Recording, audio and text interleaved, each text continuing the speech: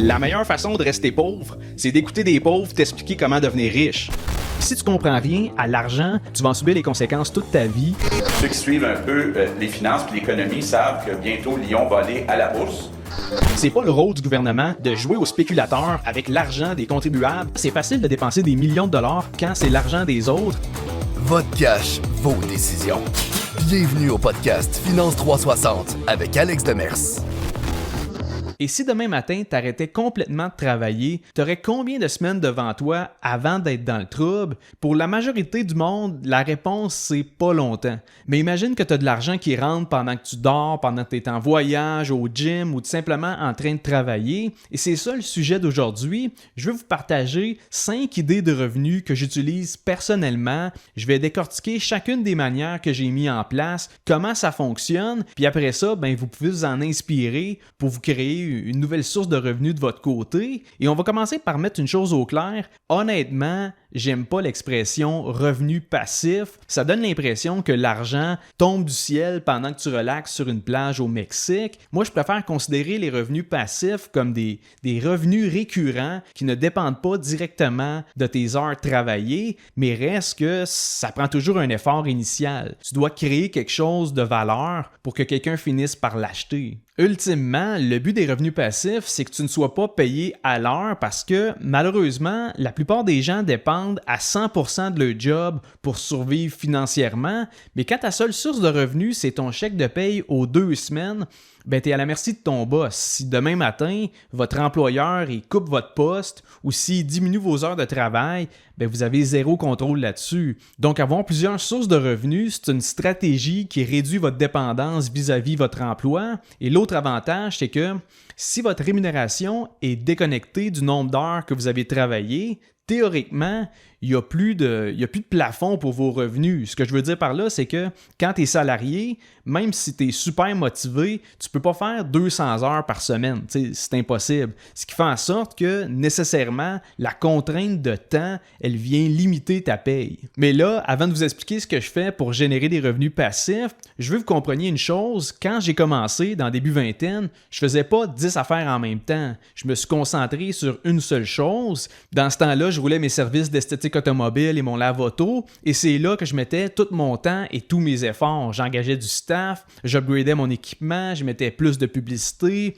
Dans le fond, je faisais tout pour avoir plus de clients puis améliorer mes services. C'est une fois que j'ai eu une base solide que j'ai commencé à chercher à diversifier mes sources de revenus. Et le point, c'est que c'est souvent plus rentable de maximiser votre filon principal que d'avoir plein de petites sources de revenus pas payantes. Ceci étant dit, je vais vous montrer 5 manières que vous pouvez gagner de l'argent de façon passive. Et comme quand je parle d'investissement en bourse, je veux être transparent, c'est-à-dire que je ne vais pas vous parler de toutes les façons possibles de générer des revenus passifs.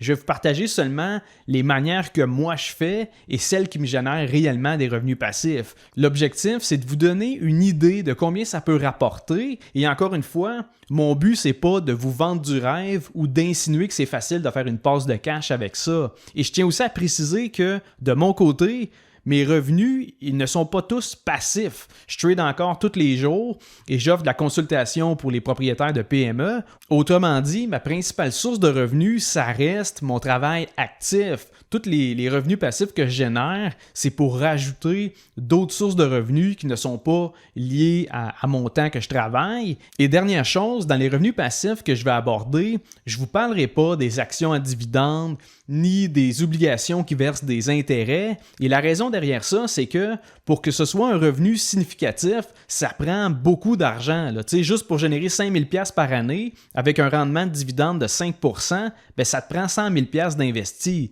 Si tu mets 100 000 $ pour bâtir toi-même une source de revenus passifs, si ça marche, tu vas générer bien plus que 5 % par année. Bref, les idées de revenus passifs que je vais vous parler, ce sont des sources de revenus qui sont accessibles à tout le monde et qui ne sont pas liées au capital qui est à votre disposition. Donc, pour commencer, une des façons de créer un revenu passif, c'est de rédiger un livre, que ce soit un e-book ou un livre format papier, et ensuite de ça, de recevoir des redevances sur les ventes futures. De mon côté, j'ai publié 2 livres électroniques sur Amazon et j'ai également produit un livre avec la maison d'édition Cardinal. Et pour les 3 livres, c'est le même principe. J'ai écrit le texte une fois et aujourd'hui, il y a des copies qui continuent de se vendre à chaque mois. Et encore une fois, est-ce que j'ai mis du temps pour la rédaction? Clairement, là, écrire un livre, ça prend des heures et des heures. Mais maintenant, une fois que c'est fait, la vente de mes livres, c'est devenu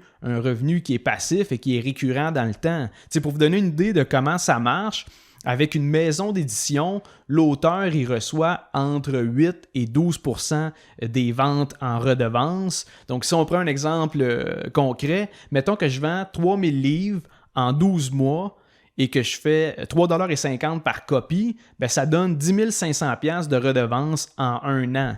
Donc oui, c'est un revenu passif, mais pour que ce soit vraiment payant pour l'auteur, il faut que tu en vendes sur un méchant temps. Là. Par exemple, Pierre-Yves McSween, qui lui, il a vendu plus de 350 000 exemplaires. Là, on parle de grosses sommes d'argent en redevance. Et c'est sûr que si vous écrivez un livre électronique et que vous mettez ça en vente sur Amazon, vous gardez à ce moment-là 70% des ventes. Donc, les redevances sont plus importantes, mais il n'y a personne qui s'occupe de la distribution, de la promotion de votre livre non plus. Mais dans tous les cas, les ventes de mes livres, ça reste une source de revenus qui continue de rouler, même si je ne travaille plus là-dessus. Une deuxième source de revenus passifs, ce sont les revenus qui découlent des vidéos YouTube et des podcasts sur Spotify. Comme vous le savez, quand on crée du contenu, chaque vue et chaque écoute, c'est de l'argent. L'avantage, c'est que le contenu, tu le crées une seule fois, qu'il y ait 10 personnes ou 1 million de personnes qui l'écoutent. Et pour vous donner une idée de combien ça rapporte, YouTube et Spotify, ça paye environ 10$ par 1000 visionnements ou écoutes. Donc, une vidéo qui fait 10 000 vues, ça donne à peu près 100$. Donc, vous pouvez en déduire que ça prend pas mal de visionnements pour que ça devienne payant. Mais ce qu'il faut comprendre, c'est que même les anciens épisodes, ils sont écoutés par des nouveaux auditeurs. Donc, pour moi, chaque épisode que j'enregistre et que je publie sur YouTube et Spotify, je considère ça comme un actif qui va continuer de me générer du revenu dans le futur.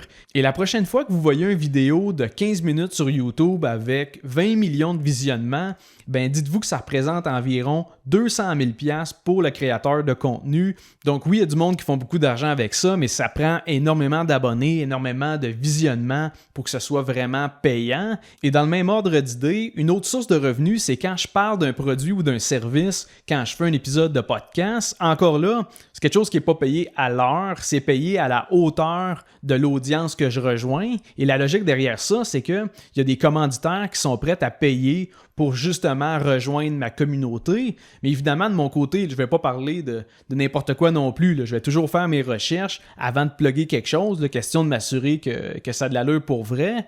Et pour vous donner une idée de la rémunération, disons que les tarifs pour une intégration dans un épisode, ça varie entre 750 et 1500$. Donc, tu prépares un petit script, il l'approuve, tu l'enregistres, puis c'est done deal. Là. Donc, on s'entend que pour 750$, pour parler 1 minute dans un podcast, c'est pas un revenu purement passif, mais c'est pas mauvais si tu le calcules combien ça donne à l'heure. Et comme je vous dis, de mon côté, c'est l'audience de mon podcast qui a de la valeur aux yeux de certaines entreprises, mais il faut comprendre que c'est possible de le faire sur d'autres plateformes. Par exemple, si vous avez 50 000 abonnés sur Instagram ou sur TikTok, c'est sûr qu'il y a des compagnies qui sont prêtes à vous payer pour que vous pluguiez leurs produits ou services. Encore une fois, ça dépend si leur clientèle cible fit avec votre communauté. Et au fait, c'est un peu ça le modèle d'affaires des influenceurs qui ont une audience et qu'il y a des entreprises qui sont prêtes à payer pour justement promouvoir leurs produits via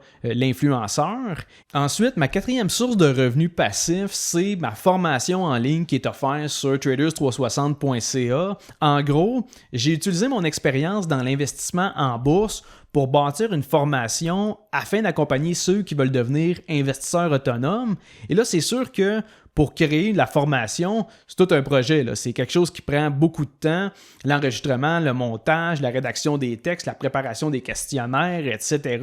Mais une fois que c'est tout complété, les vidéos et les documents, ils sont en ligne et ça peut se vendre indéfiniment. Si on dit que chaque vente me rapporte environ 1000$, ben avec 10 personnes qui s'inscrivent par mois, ça fait 120 000$ par année. Donc oui, une formation en ligne, c'est vraiment une belle source de revenus passifs, mais reste que pour que les gens l'achètent, ça prend un certain niveau de qualité. Je veux dire, si le monde, ils peuvent obtenir exactement les mêmes infos en cherchant 5 minutes sur Google ou sur YouTube, il n'y aura pas grand monde qui vont payer pour ta formation. Et ça, c'est sans compter le fait que même si le contenu de ta formation est excellent, il faut que les gens sachent qu'elle existe, ta formation. Donc idéalement, il faut que tu aies une audience qui te fasse confiance, qui voit que tu es expérimenté, que tu es crédible sur ton sujet, et là-dessus, ben, il y a un petit pourcentage qui vont vouloir payer pour approfondir leurs connaissances. Donc, c'est un peu ça le modèle derrière la vente de formation en ligne.